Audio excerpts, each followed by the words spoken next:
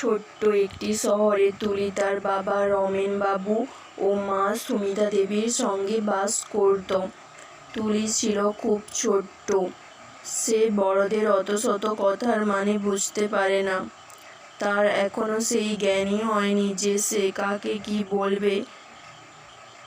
একদিন হঠাৎ তুলির মায়ের এক দূর সম্পর্কের মাসি ও তার ছেলে তাদের বাড়িতে এলো।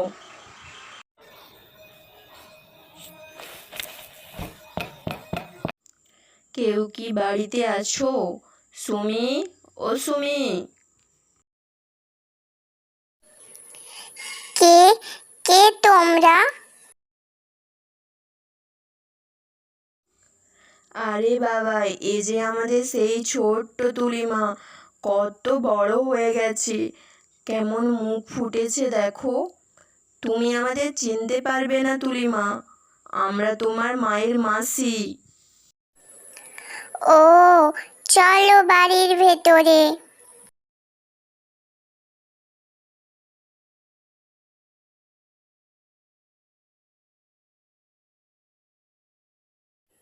তুলিমা, তোমার মাকে ডেকে নিয়ে আসো। আমরা আজ সিঁড়ি ভেঙে অত উপরে যেতে পারবো না, হাঁপিয়ে গেছি একেবারে।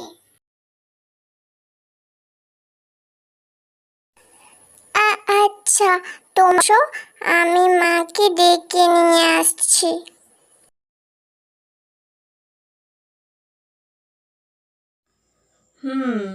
তুমি যাও তুলিমা, ছুটে গিয়ে সুমিকে ডেকে আনো দেখি, কতদিন দেখিনি ওকে। দূর, ভালো লাগে না, এ আর আসার সময় পেল না। মা, ও মা, তোমার কে মাসি এসেছে, নিচে বসে আছে। আমার মাসি? ও, মিনা মাসিরা এসেছে। তুই তোর বাবাকে গিয়ে বল মিষ্টি কিনে আনতে। আচ্ছা, আমি বলছি।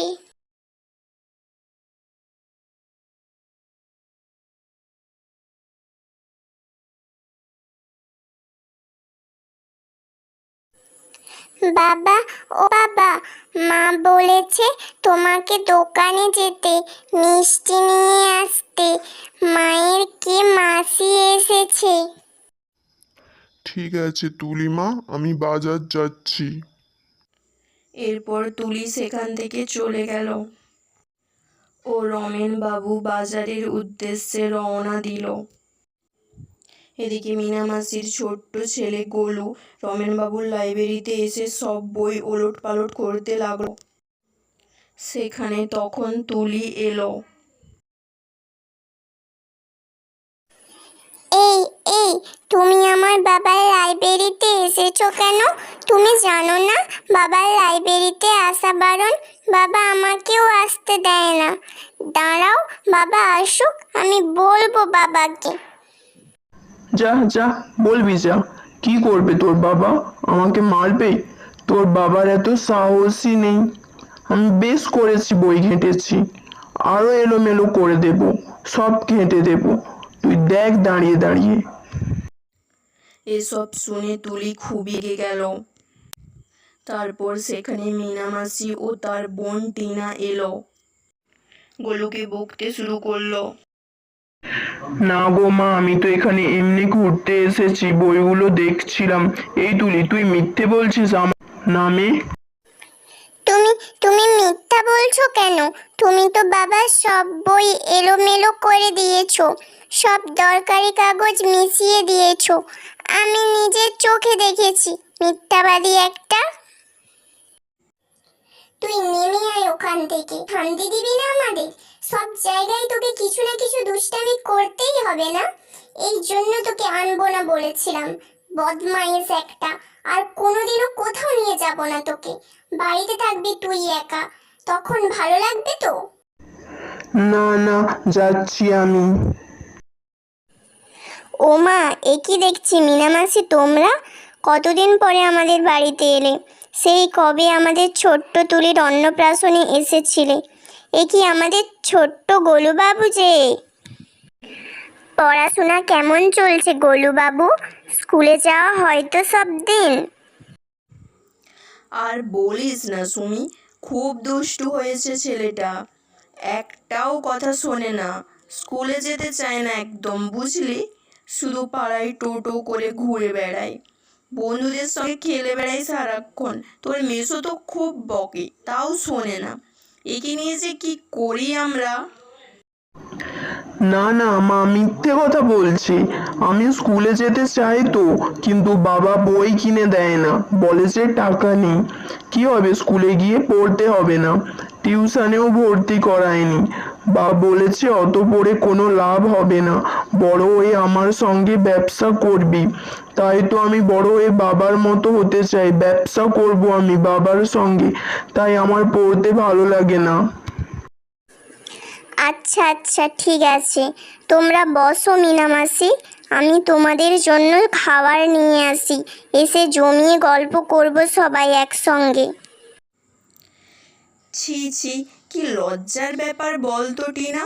সুমির সামনে আমাদের মান সম্মান সব ডুবিয়ে দিল একেবারে। কি ভাবছে কি জানি সুমিটা। হুম, ঠিকই বলেছো দিদি। সুমিটা কতই না খারাপ ভাবছে দাদা বাবুকে। লজ্জায় একেবারে মাথা হেঁট করে দিল আমাদের। তুই বাড়ি চল গোলু, তারপর তোর হবে। এরপর গোলু একটা ডয়ারের মধ্যে লাথি মারতে শুরু করলো ও সেটাকে ভাঙার চেষ্টা করছে, টানাটানি করছে ডয়ারটিকে। তখন সেখানে তুলি এলো। তুমি তুমি ডয়ারে লাথি মারছো কেন? ওটা ভেঙে যাবে তো। বাবু, এই বাবু, তোর সব কিছুতেই বদমাইশি না? তোকে না একটু আগে দুষ্টামি করতে বারণ করলাম? তুই বাড়ি চল, তোর বাবাকে বলে কি করি দেখবি। পাপা, পচা ছেলে, এসে থেকেই শুধু দুষ্টামি করছো তুমি। দেখে তো মনে হয় ক্লাসের পচা ছেলে একটা।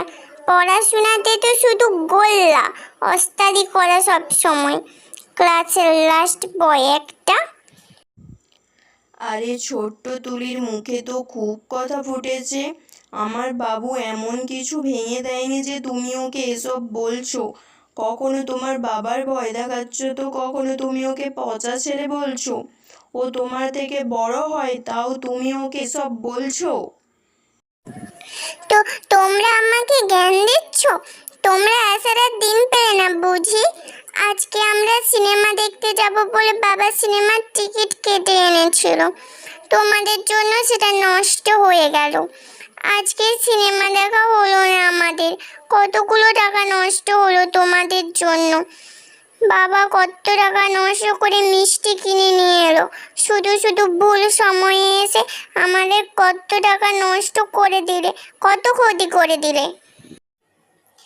আমরা ভাবলাম কতদিন সুমিতার সঙ্গে দেখা হয়নি, একটু দেখা করে আসি ও কেমন আছে।